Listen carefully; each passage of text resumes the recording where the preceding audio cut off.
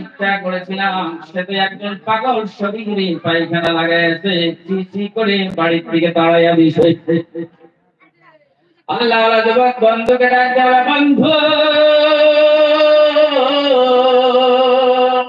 সেই যে শারীরিক পায়খানার মল লাগাইছিলাম, মাখাইছিলাম, ওই মেয়ের বাড়ি থেকে যখন বের হন, পকেটে একটা টাকা ছিল, 1 দিরহাম ছিল। 1 দিরহাম দিয়ে একটা সাবান কিনে নিলাম, আর একটা ধুয়ে দিয়ে সাবান দিয়ে সুন্দর করে গোসল করে নিলাম। বাড়িতে চলে গেলাম, রাত্রে যখন ঘুমালাম, আল্লাহ পাক স্বপ্নের মাধ্যমে জানাচ্ছে, যুবক, এত সুন্দরী মেয়ের সঙ্গে মনের আশা পূরণ করার সুযোগ পাওয়ার পরে আমি আল্লাহকে ভয় করি। তুমি যদি তোমার শরীরে পায়খানা মাখাইতে পারো, আমি আল্লাহ কি তোমার পায়খানাটা একটা সুন্দর আতরের গন্ধে পরিণত করে দিতে পারি না? সুবহানাল্লাহ বলা যাবে না? এই জন্য মুসলমান ভাইরা আল্লাহকে ভয় করতে হবে। এটা হলো নবীওয়ালা গুণ।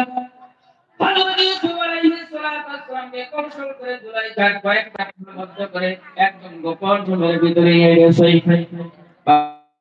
এই মাতরম দোস্ত বুজুর্গ, আমরা সকলেই সেই ঘটনা জানি। ইউসুফ নবীর সঙ্গে জুলাইখা তার মাথার চুলগুলা ছেড়ে দিয়েছে, কাপড়গুলা আস্তে আস্তে খোলা শুরু করে দিয়েছে। ইউসুফ নবী যখন দেখতে পাইলেন বাসার কোনো রাস্তা নাই, পিছন দিকে যাচ্ছিল, যাইতে যাইতে এক পর্যায়ে দেওয়ালের সঙ্গে পিঠের ধাক্কা লেগে গেছে, আর তো পিছনের কোনো রাস্তা নাই।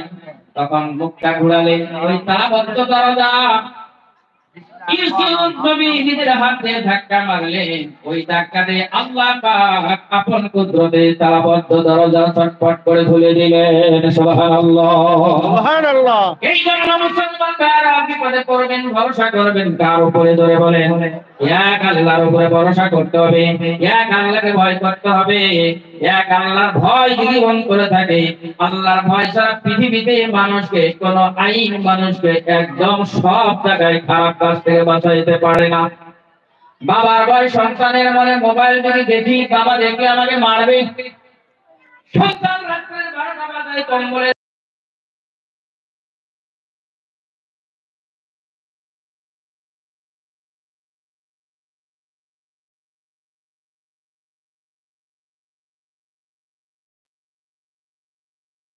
বাঁচাইতে পারবে মহান আল্লাহ রাব্বুল আলামিনের ভয়।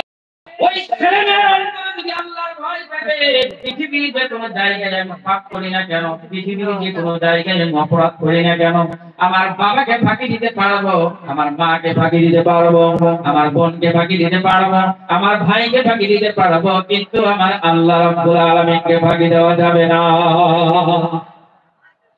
এই জন্য আমার যুবক ভাইরা, আমার যুবতী বোনেরা, আল্লাহকে ভয় করে শিখেন। আল্লাহকে ভয় করলে আল্লাহ পাক বান্দাকে কেমন করে গুনাহের কাছ থেকে বাঁচায়। আমার একজন মহিলার কথা মনে পড়ে গেছে। আল্লামা ইয়াকুব রাহমাতুল্লাহি আলাইহি, তিনি একটা কিতাব লিখেছেন, কিতাবের নাম হলো আত-তারগীব ওয়াত তারহীব। একজন দুষ্ট যুবকের ঘটনা এই কিতাবের ভিতরে লিখেছেন। একজন যুবক ছিল, তার সারা জীবন গুনাহের কাজ করাটাই তার ছিল আসল কাজ, আসল লক্ষ্য। গুনাহ করতে করতে জীবনটা ধ্বংস করে দিয়েছে। একদিনের ঘটনা এমন হয়ে গেল, একজন সুন্দরী মহিলা, কয়েকজন সন্তান আছে, খাবার জন্য কিছু দিতে পারে না। কয়েকদিন হয়ে গেছে, সন্তানগুলো ক্ষুধার চোটে ছটফট করে কান্নাকাটি করে। মা তো মা হয়, সন্তানের কষ্ট সহ্য করতে পারছে না। এত গরিব মানুষ, এত গরিব মানুষ, একটা ভালো কাপড় পর্যন্ত এই মহিলার কাছে নাই। পার্শ্ববর্তী বাড়ির কাছ থেকে একটা কাপড় ধার করে ওই কাপড় পরিধান করে কাঁধে